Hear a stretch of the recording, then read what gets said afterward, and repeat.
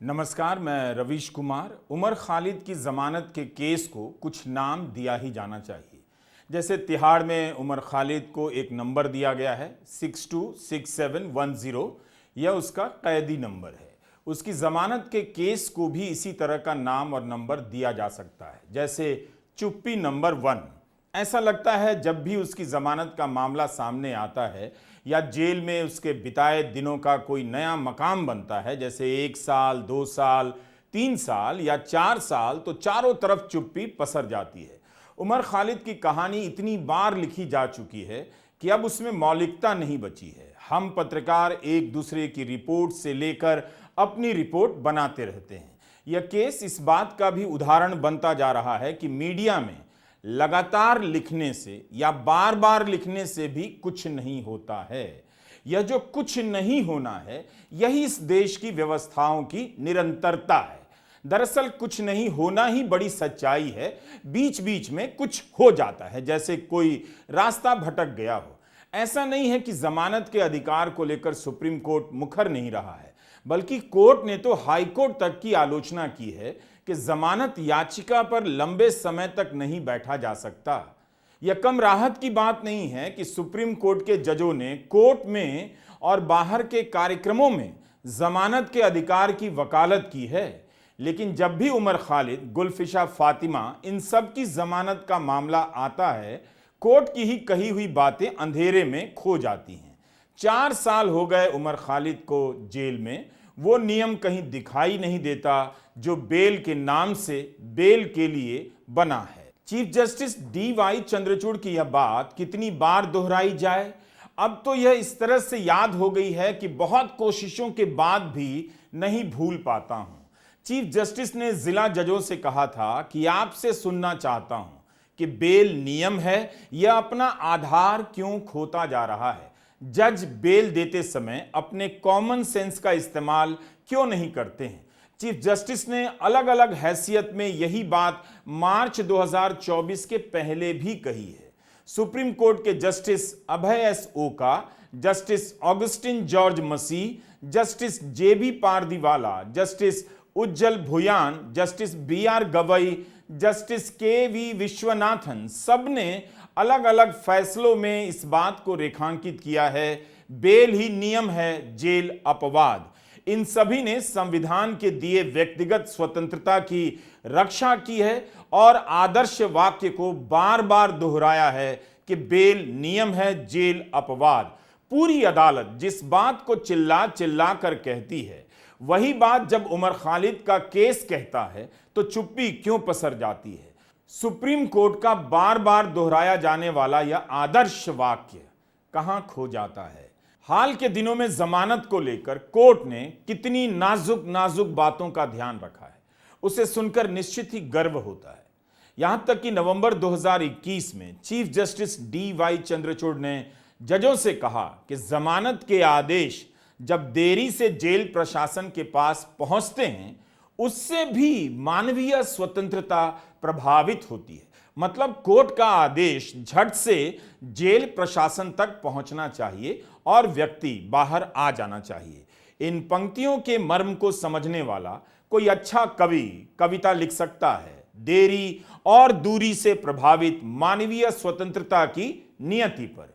वही तो हम पूछना चाहते हैं, कोर्ट से नहीं, कवि से, कि 4 साल से किसी को जमानत ना मिले, इससे क्या किसी की मानवीय स्वतंत्रता पर असर नहीं पड़ता होगा। अदालतों के पास कितना काम होता है। हो सकता है उमर खालिद की चर्चा नहीं पहुंचती होगी, लेकिन क्या कवि भी जजों की तरह बिजी हो गए हैं। कितनी अफसोस की बात है, कवियों का काम भी कैदी को करना पड़ रहा है। उमर खालिद के साथ जेल में बंद गुलफिशा ने स्कूल के एक दिन पर कविता लिखी है। जब वो रोने लगी तो पिता घर ले आए। वृंदा शर्मा की आवाज में पहले ये कविता सुनिए। मैं जब 5 साल की थी, लेकिन अब तक याद है स्कूल का वो दिन, कांधों पर बैग, गले में थर्मस। टीचर ने बैठने का इशारा किया, पर मैं खड़ी रही दम रोके। ढूंढ रही थीं छोटी आंखें उनको जो खड़े थे बाहर। जैसे ही अलविदा कहे उन्होंने आगे कदम बढ़ाया, टूट गया सब्र का बांध। फिर भी मैं खामोश थी। वह वापस मुझे घर ले आए। माँ ने पूछा, क्या हुआ? मैं अपनी बेटी की आँख में आंसू नहीं देख सकता, ऐसा कहा था मेरे बाबा ने। बड़ी आँखों में अब भी आंसू हैं, ज़बां भी खामोश है पहले सी। तुम फिर से आओ ना, समझ जाओ ना, आ जाओ ना, ले जाओ ना। जमानत का इंतजार लंबा होता जा रहा है। मालूम नहीं ये कविताएं कहां पहुंचती हैं, वकीलों के गाउन की जेब में पड़ी रह जाती हैं या जज साहब की मेज तक पहुंच ही नहीं पाती होंगी। दिल्ली शराब घोटाले में सुप्रीम कोर्ट का यही तो आधार था कि इस केस में ट्रायल कब शुरू होगा और कब पूरा होगा किसी को मालूम नहीं।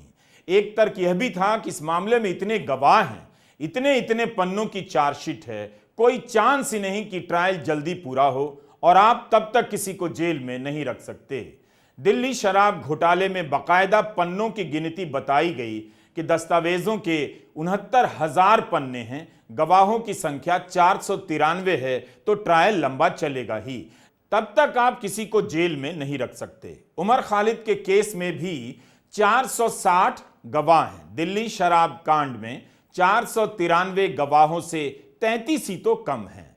4 पूरक आरोप पत्र दायर हुए और एक मुख्य आरोप पत्र है। इनके पन्नों की संख्या अगर गिनी जाए तो 30,000 से अधिक बताई जाती है। दिल्ली शराब कांड में मनीष सिसोदिया को 17 महीने बाद बेल मिली। अरविंद केजरीवाल और संजय सिंह को 5 से 7 महीनों के बाद बेल मिली। याद रखिएगा, दो अलग अलग केस को आप एक तराजू में नहीं तौल सकते, लेकिन दो अलग अलग केस की दलीलों का, फैसलों का, टिप्पणियों का इस्तेमाल किसी भी केस के फैसले में किया जा सकता है। एक दूसरे के फैसले में संदर्भ लिया जा सकता है। अदालतें भी ऐसा करती हैं।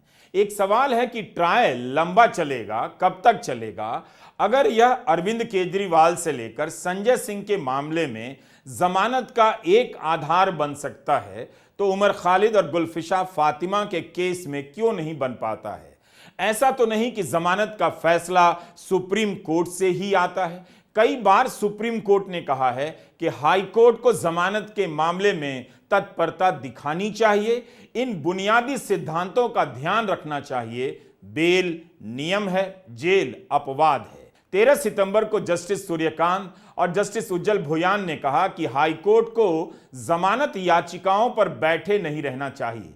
बाकायदा अखबारों में यह खबर छपी है कि सुप्रीम कोर्ट के जस्टिस उज्जवल भुयान ने कहा है कि जब अरविंद केजरीवाल ने जमानत के लिए हाई कोर्ट में याचिका दायर की, तब 1 महीना लग गया सुनवाई होने में और फिर कोर्ट को लगा कि मुख्यमंत्री को ट्रायल कोर्ट भेज देते हैं।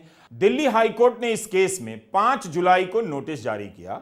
17 जुलाई को सुनवाई होती है, फिर 29 जुलाई को, और इसके बाद आदेश के लिए सुरक्षित रखा जाता है। इसके बाद भी 7 दिन लग गए कोर्ट को फैसला देने में।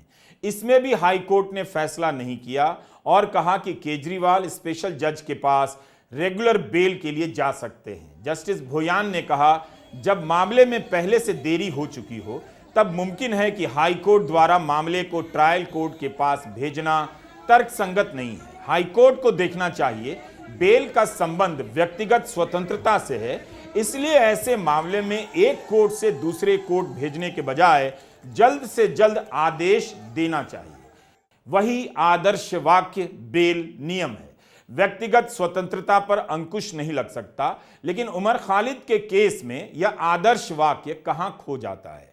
13 सितंबर 2020 को आधी रात से कुछ पल पहले उमर को गिरफ्तार किया गया, इसलिए उसकी गिरफ्तारी की तारीख 14 सितंबर के हिस्से आती है। गिरफ्तार होने के 1.5 साल बाद ट्रायल कोर्ट में उमर की जमानत पर सुनवाई हुई, जमानत नहीं मिली। उसके बाद अक्टूबर 2022 में दिल्ली हाई कोर्ट से उमर की जमानत रद्द हो गई। उमर खालिद ने सुप्रीम कोर्ट का दरवाजा खटखटाया, तब से 11 महीने बीत चुके और 14 बार सुनवाई स्थगित हुई। फरवरी महीने में उमर खालिद ने सुप्रीम कोर्ट से जमानत याचिका वापस ले ली। इस समय उमर खालिद की जमानत याचिका दिल्ली हाई कोर्ट के जस्टिस सुरेश कुमार कैत और जस्टिस गिरीश कटपालिया की बेंच के सामने लंबित है।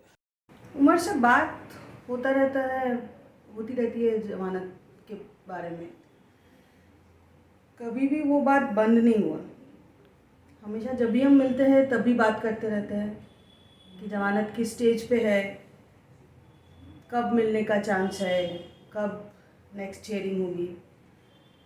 जमानत पे बात करना बंद कर देना मतलब it's like giving up on hope all together. It's like giving up on hope on the judiciary itself. वो हम कभी नहीं करना चाहते। क्यों करें? हम क्यों जुडिशरी पे हमारा जो उम्मीद है वो पूरी तरीके से छोड़ दें? हम डेमोक्रेसी को मानते हैं। हम डेमोक्रेसी को मानते हैं तो हम जुडिशरी को भी मानते हैं। हमें उम्मीद है कि कोई ना कोई जज कभी ना कभी होंगे जो will stand up to this, who will see through this entire charade. ये जो पूरा एक फसाद चल रहा है उसको नकार के जमानत मिलेगी। हमको मिली है, लोगों को मिली है, इसी कोर्ट से मिली है। इस बीच में सुप्रीम कोर्ट ने बहुत अच्छे ऑर्डर्स दिए हैं जमानत में विथ वेरी गुड ऑब्जर्वेशंस। वो अगर हुआ है तो हमारे केस में भी होगा। हम उम्मीद क्यों छोड़ते? हम नहीं छोड़ते। जमानत पे बात करना कभी बंद नहीं करते। हाँ, बहुत दिन हो गया है, 4 साल हो गया है। हर बार कोर्ट जाना और नाउमीदी होके वापस आना, वो एक मेंटल टोल तो है, उसका एक फिजिकल मेंटल टोल है। लेकिन मुलाकात हो जाती है कोर्ट में, वो एक अच्छी बात है। सब लोगों से मिल जाते हैं, हंसते हुए वो लोग आते हैं, हंसी मजाक होती है, थोड़ा बहुत इशारों में बात होती है, वो अच्छा लगता है। So we also look forward to the court dates. और क्योंकि like I said, we are not giving up on judiciary, we are not giving up on democracy, तो इसीलिए एकदम नाउम्मीद तो नहीं है। दिल्ली पुलिस ने 20 नवंबर 2020 को पहली चार्जशीट दाखिल की। तब से इस मामले में थोड़े थोड़े समय के अंतर पर 4 और सप्लीमेंट्री चार्जशीट दाखिल की जा चुकी है।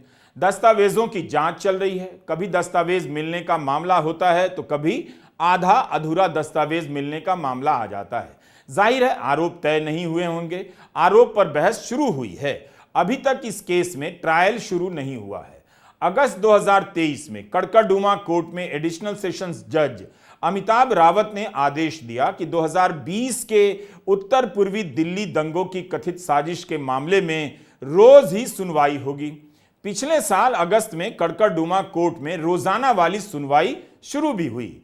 इस मामले में जांच दिल्ली पुलिस की स्पेशल सेल के हाथ में है और उन्होंने 18 लोगों को आरोपी बनाया है। बचाव पक्ष ने बार बार चार्जशीट दाखिल करने पर सवाल किया कि जब भी पुलिस की चार्जशीट में कोई कमी निकाली जाती है, पुलिस एक और चार्जशीट तैयार करने लग जाती है।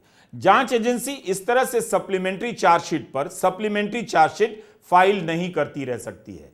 उसे कोर्ट को बताना चाहिए कि जांच का स्टेटस क्या है, वो कब पूरी होगी। बचाव पक्ष की ओर से 4 याचिकाएं कोर्ट में दाखिल की गई हैं, जिनमें कहा गया था कि आरोपों पर दलील को तब तक रोक दिया जाए जब तक जांच पूरी नहीं हो जाती। नताशा नरवाल, देवांगना कलिता, आसिफ इकबाल तन्हा, अथर खान और मीरान हैदर की तरफ से बचाव पक्ष के वकील ने यह भी मांग की कि जांच पूरी होने की जानकारी सार्वजनिक की जाए। यह सब डिटेल बार बार छप चुका है और बार बार बताया भी जाना चाहिए। इससे यही पता चलता है कि जब कोर्ट का आदेश पहुंचने में देर हो जाए, उससे अगर मानवीय स्वतंत्रता प्रभावित होती है तो इस केस में क्या क्या हो रहा होगा, यह बताने के लिए बार बार बताया जाना चाहिए। दिल्ली दंगों के अलग अलग मामलों में 2500 से अधिक लोग गिरफ्तार हुए। इनमें से 2000 लोगों को जमानत मिल चुकी है। खराब जांच को लेकर कई बार दिल्ली पुलिस को फटकार पड़ चुकी है। इन्हीं में से एक केस है दिल्ली दंगों की साजिश का, जिसमें उमर सहित 17 लोगों को गिरफ्तार किया गया है। कई लोग जेल में हैं। दिल्ली दंगों में 2020 के दंगों में 53 लोग मारे गए थे। दिल्ली दंगों के मामले में 10 लोग उमर खालिद, खालिद सैफी, शर्जिल इमाम, मीरान हैदर, गुलफिशा फातिमा, शिफाउर रहमान, शादाब अहमद, तस्लीम अहमद, सलीम मलिक, मोहम्मद सलीम खान, अथर खान, ताहिर हुसैन अभी भी जेल में हैं। अभी तक 6 लोगों को जमानत मिली है। देवांगना कलिता, नताशा नरवाल, इशरत जहां, फैजान खान, सफूरा जरगर, आसिफ इकबाल तन्हा। दिल्ली पुलिस की स्पेशल सेल का यह केस है। सुप्रीम कोर्ट ने दिल्ली शराब घोटाले में ईडी, सीबीआई को कई बार फटकार लगाई है। न्यूज क्लिक के संपादक प्रबीर पुरकायस को दिल्ली पुलिस के स्पेशल सेल ने ही गिरफ्तार किया था, जिसे सुप्रीम कोर्ट ने अवैध मानते हुए रिहा कर दिया। गिरफ्तारी को ही अवैध माना कोर्ट ने। पिंजड़े में तो उमर खालिद है, सब उसकी रिहाई की उम्मीद लगाए बैठे हैं और अदालत सीबीआई को ही कैद में घोषित कर देती है। कहती है उसे इस धारणा से बाहर आना होगा कि सीबीआई पिंजड़े में बंद तोता है। कि सीबीआई पिंजरे में बंद तोता है जो मालिक की आवाज में बोलता है। ये किसी राजनीतिक व्यक्ति का बयान नहीं है, ये हमारे देश की सुप्रीम कोर्ट ने यूपीए सरकार के समय कहा हुआ बयान है। एजेंसियों का दुरुपयोग कौन करता था, इसके जीते जागते सबूत आज मौजूद हैं। आज फिर से एक बार सुप्रीम कोर्ट ने यह कहा कि सीबीआई सरकार का तोता है। तोता मैना, ईडी, सीबीआई, इनका इस्तेमाल करके आप बाबा साहब के संविधान को खत्म नहीं कर सकते। इनका इस्तेमाल करके आप लोकतंत्र की हत्या नहीं कर सकते। इनका इस्तेमाल करके आप दिल्ली की चुनी हुई सरकार को खत्म नहीं कर सकते। अरविंद केजरीवाल की ईमानदारी और उनकी लोकप्रियता को खत्म नहीं कर सकते। यह सुप्रीम कोर्ट के फैसले से साबित हुआ है। बेल नियम है और जेल अपवाद है। न्याय के इस काव्यात्मक सिद्धांत की कसौटी पर उमर खालिद और गुलफिशा फातिमा का केस अब सुप्रीम कोर्ट को ही परख रहा है। जब संवैधानिक अधिकारों की रक्षा नहीं होगी तो किस तरफ देखा जाएगा? जाहिर है सुप्रीम कोर्ट की तरफ ही। लेकिन जब भी यह मामला सामने आता है, सुप्रीम कोर्ट से कोई जवाब नहीं आता। सुदूर बंगाल की घटना पर स्वतः संज्ञान लेने वाले सुप्रीम कोर्ट तक उमर खालिद के केस की चर्चा क्यों नहीं पहुंच पाती है? सर्वोच्च अदालत जनता के बीच चल रहे मुद्दों पर संज्ञान लेती है। क्या इन 4 सालों में कभी नहीं लगा होगा कि संज्ञान लेना चाहिए? जिस तरह से बहुत देरी के बाद सुप्रीम कोर्ट ने बुलडोजर के मामले में संज्ञान लिया और व्यवस्था दी, क्या उम्मीद की जानी चाहिए कि कुछ और देरी हो जाए तो शायद कोर्ट की नजर इस केस पर भी पड़ जाए? यह कविता और पेंटिंग गुलफिशा की बनाई हुई है। उसने कहा है कि जेल में रहते रहते उसने जेल को स्वीकार कर लिया है। आपको हताश करने के लिए जेल से बेहतर कोई और जगह नहीं, तो आप उम्मीद करने लगते हैं कि जो भी होना है जल्दी हो। बाहर आने की उम्मीद के बीच उसकी कविताएं, उसके बनाए ये चित्र शायद किसी कवि तक पहुंचेंगे। कोर्ट तक पहुंचने का रास्ता जटिल हो चुका है। अलीजा नूर ने क्विंट में लिखा है कि गुलफिशा को उनके घर वाले गुल पुकारा करते हैं। गुल ने अलीजा नूर से कहा कि 2020 में मुझे एक शिक्षित आतंकवादी माना जाता था, मगर मैं जितना समय जेल में रही मेरे बारे में लोगों की राय बदल गई। एक बार एक महिला कैदी से मेरी लड़ाई हो गई। बाद में उसने मुझसे कहा कि वो समझती है कि मैं जेल में किसी अपराध के कारण से नहीं हूं। मेरे साथ जो हो रहा है वो गलत है। गुलफिशा के पिता तसनीफ को डिप्रेशन और घबराहट की शिकायत है। शुगर बिगड़ती रहती है, बेहोश हो जाते हैं और नींद के लिए दवा लेते हैं। जब नींद आती है तब उन्हें सपने में गुल दिखाई दे जाती है। नॉर्थ ईस्ट दिल्ली में हुई हिंसा की कथित साजिश का मुकदमा 5वें साल में दाखिल हो चुका है। ये मुकदमा और इसकी डिटेल पर नजर डालें तो हमारी न्याय व्यवस्था पर बड़े सवाल खड़े होते हैं। ये कैसी न्याय व्यवस्था है जो समाज को न्याय के ऊपर भरोसे से को ही उठा देने का काम कर रही है? नॉर्थ ईस्ट दिल्ली की हिंसा को लेकर जिस तरह से नौजवान विद्यार्थियों और अन्य व्यक्तियों को पिछले 4 साल से सलाखों के पीछे रखा गया है, वो अपने आप में एक बड़ा दुखांत है। कहा जा रहा है कि कोर्ट की प्रक्रिया चल रही है, पर कोर्ट की प्रक्रिया नहीं चल रही है और उसने एक बहुत बड़ी त्रासदी को जन्म दिया है। गुल की जमानत की सुनवाई 3री बार हो रही है। क्या हम इस बात का अनुमान भी लगा सकते हैं कि गुल पर, उसके परिवार पर क्या बीत रही है और उसके साथ जो अन्य लोग इसी तरह की व्यवहार कोर्ट का सह रहे हैं, उनके ऊपर क्या बीत रही है?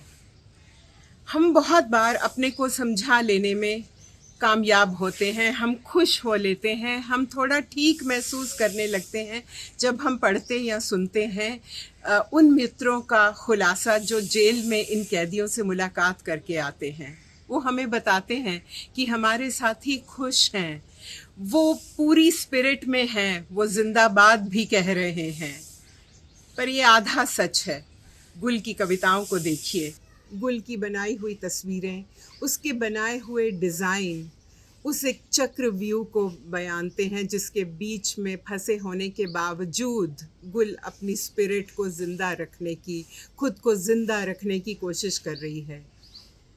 न्याय व्यवस्था को सवाल का सामना करना ही होगा कि वह व्यक्ति जिसके ऊपर कोई दोष साबित नहीं हुआ, जिसके दोष को साबित करने की प्रक्रिया भी शुरू नहीं हुई, उसकी इतनी बड़ी सज़ा उसके परिवार को, उसको, ये बात हमें कहनी होगी कि हमें मंजूर नहीं।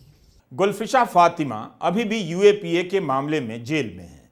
उन पर आरोप है कि जाफराबाद का प्रदर्शन गुलफिशा ने आयोजित किया था। एफआईआर नंबर 48/20 में बेल मिल चुकी है, मगर एफआईआर नंबर 59/20 यानी यूएपीए के मामले में बेल नहीं मिली है। हाईकोर्ट के सामने गुलफिशा का केस 65 बार लिस्ट हुआ है, 4 बार बेंच बदली जा चुकी है। 65 बार। सबसे पहले मई 2022 में उनकी बेल याचिका हाईकोर्ट के समक्ष दायर हुई। पहले जस्टिस सिद्धार्थ मृदुल ने बेल की दलीलें सुनी, मगर आदेश जारी नहीं हुआ। उनका तबादला हो गया और अब वे मणिपुर हाईकोर्ट के चीफ जस्टिस हैं। उनके बाद गुलफिशा के केस की सुनवाई जस्टिस सुरेश कैत और मनोज जैन की बेंच के सामने हुई।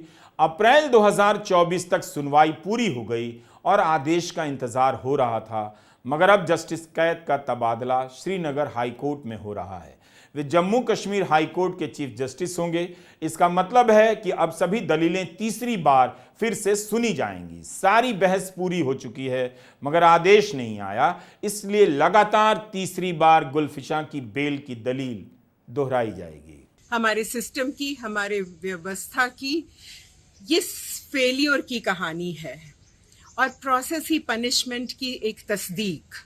कोर्ट में प्रक्रिया चल रही है, तारीख पे तारीख पड़ रही है और सामान्यतः कोर्ट को ऐसे ही चलते हैं ये कहा जा रहा है, पर न्याय प्रणाली ऐसी कैसे बन गई?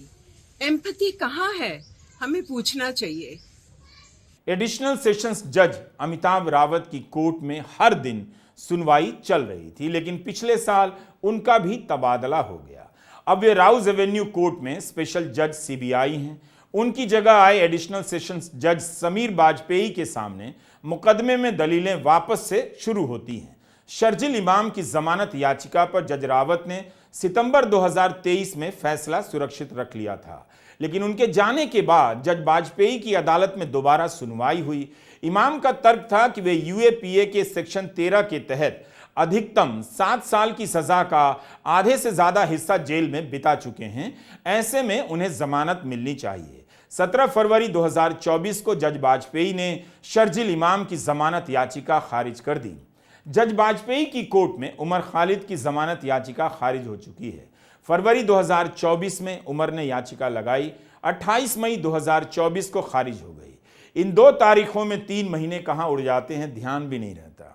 इन 3 महीनों के अफसोस पर कोई कविता भी नहीं लिखता, जबकि चीफ जस्टिस DY चंद्रचूड़ ने कहा है जमानत के आदेश को जेल प्रशासन तक पहुंचने में जरा सी भी देरी होती है, उससे भी मानवीय स्वतंत्रता पर असर पड़ता है। ट्रायल का नहीं होना, ट्रायल का कब पूरा होना, क्या यह सब दलीलें इस केस में लागू नहीं होती हैं? जेल से लिखे एक पत्र में गुलफिशा ने लिखा था कि अक्सर दिन किसी सीढ़ी की तरह लगने लगते हैं। मुझे लगता है मैं सिर्फ एक एक करके सीढ़ी चढ़े जा रही हूं, लेकिन मंजिल के सिरे तक पहुंच नहीं रही हूं। जेल में गुलफिशा की जिंदगी एक तारीख से दूसरी तारीख के बीच बंधी है। जेल में लिखी उनकी एक कविता है, भूल। इतिहास के इम्तिहान में सब याद कर लेती, पर भूल जाती बस तारीख। अब सब जाती हूँ भूल, पर याद रहती बस तारीख।